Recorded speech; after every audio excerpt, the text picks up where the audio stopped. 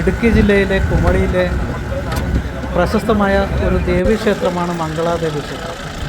മംഗളദായിനി സങ്കല്പത്തിലുള്ള ഭദ്രകാളിയാണ് പ്രതിഷ്ഠ. കണ്ണകി എന്നും സങ്കല്പമുണ്ട്. പെരിയാർ കടുവ സംരക്ഷണ കേന്ദ്രത്തിന് 14 കിലോമീറ്റർ ഉള്ളിലായി വനപ്രദേശത്താണ് ഈ ക്ഷേത്രം സ്ഥിതി ചെയ്യുന്നത്. ഈ സ്ഥലം കടൽനിരപ്പിൽ നിന്നും ഏകദേശം 1337 മീറ്റർ ഉയരത്തിൽ സ്ഥിതി ചെയ്യുന്നു. വർഷത്തിൽ ഒരു ദിവസം മാത്രം നട തുറക്കുന്നു എന്നതാണ് ഇവിടുത്തെ പ്രത്യേകത. കേരളത്തിലെ 108 ദുർഗാലയങ്ങളിൽ ഉൾപ്പെട്ട ക്ഷേത്രമാണിത്. മംഗളദേവി ക്ഷേത്രത്തിലേക്ക് ഞങ്ങൾ നടന്നുകൊണ്ടിരിക്കുകയാണ്. എൻ്റെ പിറകിൽ കാണുന്ന മുകളിലാണ് ക്ഷേത്രമുള്ളത്.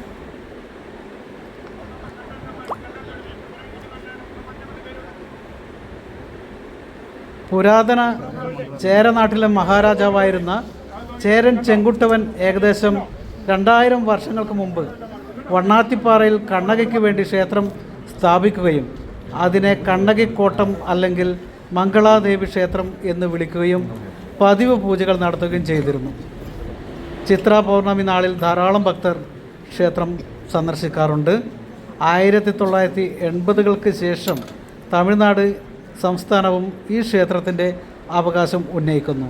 ചിത്രാപൗർണമി ദിവസമായ ഈ വർഷം മെയ് 1 ഇവിടത്തേക്ക് ആയിരക്കണക്കിന് ആൾക്കാരാണ് കുമളിയിൽ നിന്നും കാൽനടയായും ജീപ്പിനും കുമളി ടൗണിൽ നിന്നും ഏകദേശം 18 കിലോമീറ്റർ അകലത്തിലുള്ള ഈ ക്ഷേത്രത്തിൽ എത്തിച്ചേർന്നത്. കൊടും വനത്തിന് ഉള്ളിലൂടെയുള്ള യാത്ര അതിസാഹസികവും എന്നാൽ ഭക്തർക്ക് അത് ഏറെ ദിവ്യവും ആയിരുന്നു. പാണ്ഡ്യ നാടായ മധുരാപുരി ചുട്ടരിച്ച ശേഷം കണ്ണകി ചേരനാട്ടിലെത്തിയെന്ന ഐതിഹ്യത്തിലാണ് ഇവിടെ ക്ഷേത്രം ഉണ്ടായതെന്ന് കരുതപ്പെടുന്നു. പുരാതന ചേര ശൈലിയിൽ ശിലാപാളികൾ അടുക്കി വെച്ച നിർമ്മാണ രീതിയാണ് കാണാൻ സാധിക്കുന്നത്. അതിനുശേഷം കണ്ണകി ഇവിടെ നിന്ന് കൊടുങ്ങല്ലൂരിലേക്ക് പോയതായാണ് ഐതിഹ്യം. മനുഷ്യവാസമില്ലാതെ കൊടും കാടിനുള്ളിലായുള്ള ഈ ക്ഷേത്രം നാശാവസ്ഥയിലായത് സംബന്ധിച്ചും വിശ്വാസയോഗ്യമായ തെളിവുകളൊന്നുമില്ല. ദക്ഷിണേന്ത്യയെക്കുറിച്ച് ചരിത്രഗ്രന്ഥം എഴുതിയിട്ടുള്ള ചരിത്രകാരൻ്റെ അഭിപ്രായത്തിൽ ഈ ക്ഷേത്രം തമിഴ്നാട്ടിൽ നിന്നുള്ള ശൈവ മതക്കാരായ ചോള മറവപ്പടയുടെ ആക്രമണത്തിലാണ് നശിപ്പിക്കപ്പെട്ടതെന്ന് കരുതുന്നു. അതിൻ്റെ സുവർണ നാളുകളിൽ ഈ ക്ഷേത്രം കാബൂളിലെ ചിത്രാൾ എന്ന സ്ഥലത്തുള്ള സമാനമായ ബുദ്ധവിഹാരവുമായി ബന്ധപ്പെട്ടിരുന്നു എന്ന് കരുതുന്നു. ഇതേ പേരിലുള്ള ക്ഷേത്രം മംഗലാപുരത്ത് സ്ഥാപിക്കപ്പെട്ട ബുദ്ധമത ഭിക്ഷുകിയായ താരാദേവിയുടേതാണ്. ഇടുക്കിയിലേത് 6ാമത്തെ നൂറ്റാണ്ടിൽ ആണെന്നാണ് ചരിത്രകാരന്മാരുടെ നിഗമനം. 9ാം നൂറ്റാണ്ടിൽ ചോളരുടെ ആജ്ഞയിൽ തമിഴ്നാട്ടിൽ നിന്നുള്ള ശൈവ സന്യാസിയായ സംബന്ധമൂർത്തിയും അദ്ദേഹത്തിൻ്റെ മറവ് സൈന്യവും ഈ ക്ഷേത്രം പിടിച്ചെടുക്കുകയും സന്യാസിമാരെ വധിക്കുകയും പിന്നീട് ശബരിമലയിലെ ക്ഷേത്രം പിടിച്ചെടുക്കാനായി യാത്ര തിരിക്കുകയും ചെയ്തുവെന്ന് കരുതപ്പെടുന്നു. ഇടുക്കി ജില്ലയിലെ കുമളിയിൽ നിന്നും 18 കിലോമീറ്ററോളം ദൂരത്തിൽ പെരിയാർ ടൈഗർ റിസർവ് മലമുകളിൽ ഏതാണ്ട് 4000 അടി ഉയരത്തിലാണ് സ്ഥിതി ചെയ്യുന്നത്.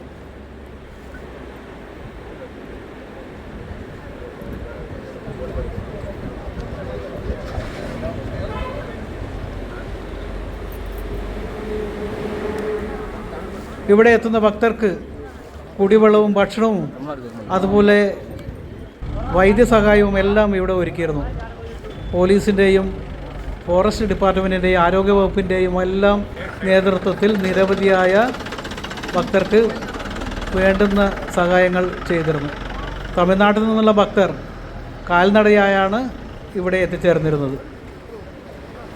അവർക്ക് തമിഴ്നാട്ടിൽ നിന്നും കാട്ടിലൂടെ എളുപ്പവഴിയിലെത്താനുള്ള മാർഗം കാൽനട വഴി വരാനുള്ള കാട്ടിലൂടെയുള്ള വഴി ഇവിടെയുണ്ട്. കേരളത്തിൽ നിന്നുള്ളവരാണ് കുമളിയിൽ നിന്നും കൂടുതലായും ജീപ്പ് മാർഗം എത്തിച്ചേരുന്നത്. ദൂരെ കാഴ്ചയാണ്. ദൂരെ താഴ്വാരത്തിൽ നിന്ന് മുകളിലേക്ക് കയറി വരുന്ന റോഡാണ് ദൂരെ കാണുന്നത്. മുകളിലേക്ക് എത്തുമ്പോൾ ഇത് മൊട്ടക്കുന്നായിട്ടുള്ള ഒരു പ്രദേശത്തേക്കാണ് എത്തിച്ചേരുന്നത്. ഏറ്റവും മുകൾ ഭാഗത്ത് ഈ മലനിരകളുടെ ഏറ്റവും ഉയരത്തിൽ ഉന്നതിയിലാണ് ക്ഷേത്രം സ്ഥിതി ചെയ്യുന്നത്.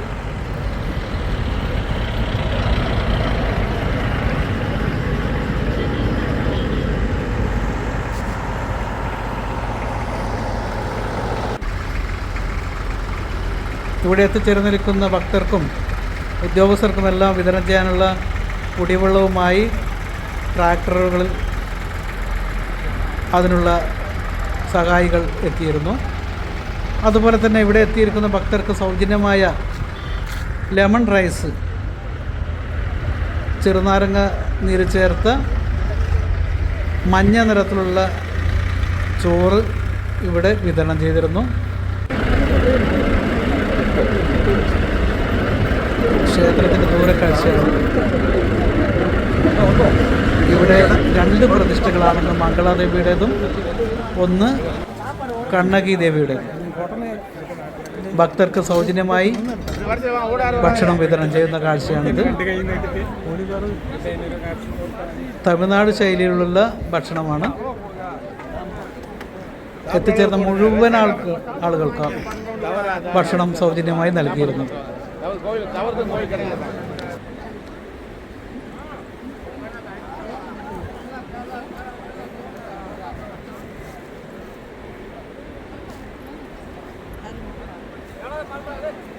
അതിരാവിലെ കുമളിയിൽ തയ്യാറാക്കിയ പ്രത്യേക കൗണ്ടറിൽ തലേന്ന് രാത്രി മുതൽ ആൾക്കാർ ക്യൂ നിൽക്കുന്നുണ്ടായിരുന്നു ജീപ്പിന് വേണ്ടിയിട്ട്. അവിടുന്ന് ജീപ്പ് ആൾക്കാരെ കയറ്റി മുകളിലേക്ക് വരുന്നു. 6 മണിക്കാണ് തുറക്കുക. ദൂരെ കാണുന്നത് കാട്ടുപോത്തുകളുടെ കൂട്ടമാണ്. കാട്ടിന് നടുക്ക് കാട്ടുപോത്തുകൾ മേയുന്ന കാഴ്ചയാണ് അങ്ങ് ദൂരെ കാണുന്നത്.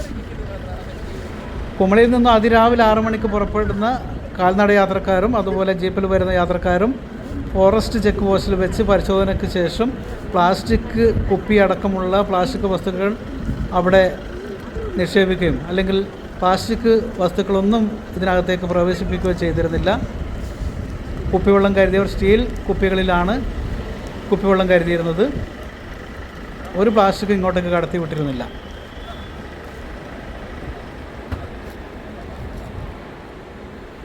ജീപ്പുകളിൽ വരുന്നവർ ഇവിടെ ഇറങ്ങി ക്ഷേത്ര ദർശനത്തിന് പോകുമ്പോൾ തിരിച്ചു പോകുന്നവർ അതേ ജീപ്പുകളിൽ തിരിച്ച് കുമളി ടൗണിലേക്ക് പോവുകയായിരുന്നു. ഉച്ചയോടുകൂടിയാണ് ശക്തമായ ഭക്തജന പ്രവാഹം ഉണ്ടായിരുന്നത്. രാവിലെ നടക്കാൻ തുടങ്ങിയ ആൾക്കാർ ഉച്ചയോടുകൂടി ഇവിടെ എത്തിച്ചേരുന്നു. ജീപ്പുകളിൽ വരുന്നവർ നേരത്തെ എത്തിയിരുന്നു. അത് വൈകുന്നേരം 6 മണിയോടുകൂടിയാണ് നടയടക്കുക. ഉച്ചയ്ക്ക് 1 മണി വരെ മാത്രമേ കാട്ടിനകത്തേക്ക് ചെക്ക് പോസ്റ്റിലൂടെ പ്രവേശനം അനുവദിച്ചിരുന്നുള്ളൂ. 6 മണിക്ക് ഇവരെല്ലാം തിരിച്ച് അവിടെ നിന്നും ഒഴിഞ്ഞു പോയി എന്ന് ഫോറസ്റ്റ് ഡിപ്പാർട്ട്മെൻറ്റ് ഉറപ്പ് വരുത്താറുണ്ട്. വർഷത്തിൽ ഒറ്റ ദിവസം മാത്രം, ചിത്രാപൗർണമി നാളിൽ മാത്രമാണ് നട തുറക്കുന്നതും ഭക്തജനങ്ങളെ ഇങ്ങോട്ടേക്ക് പ്രവേശിപ്പിക്കുന്നതും.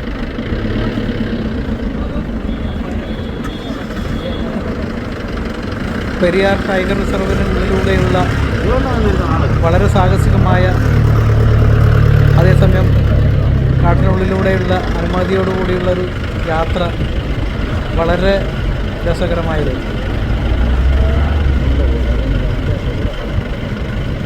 കേരളത്തിൽ നിന്നും തമിഴ്നാട്ടിൽ നിന്നുള്ള സന്ദർശകരാണ് ഏറെയും ഉണ്ടായിരുന്നത്. ഇന്ത്യയുടെ മറ്റു ഭാഗങ്ങളിൽ നിന്നും ആൾക്കാരും എത്തിയിരുന്നു.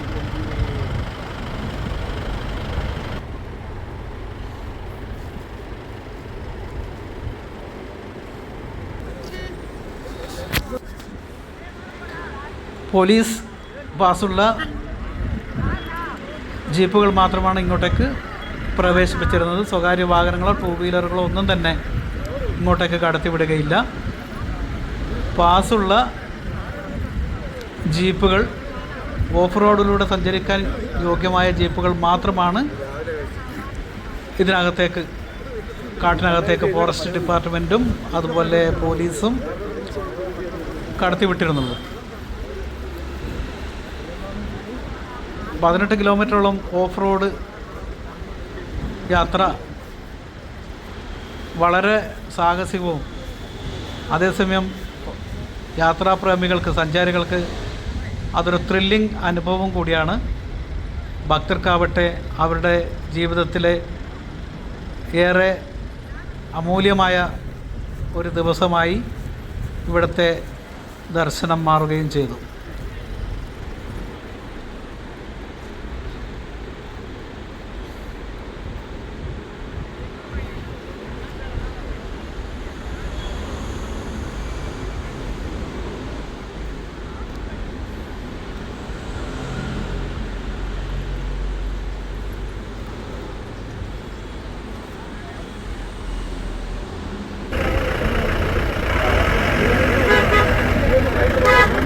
നിങ്ങൾക്ക്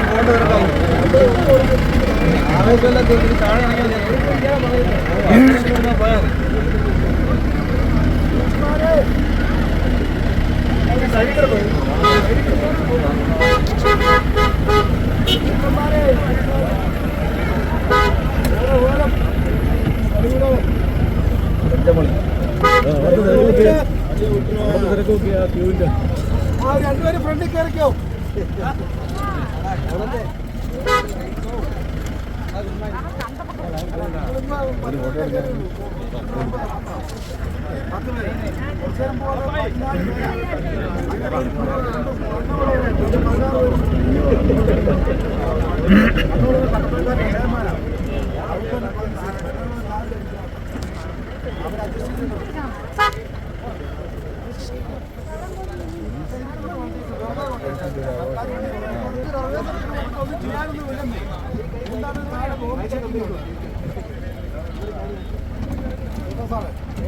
എന്താണേലും ഇവിടെ ബോംബ് ചെക്ക് നടത്തിയിട്ടില്ല.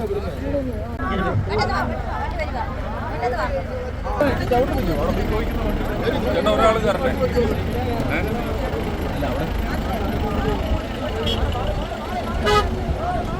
മോനെ വളവിടെ വളവിടെ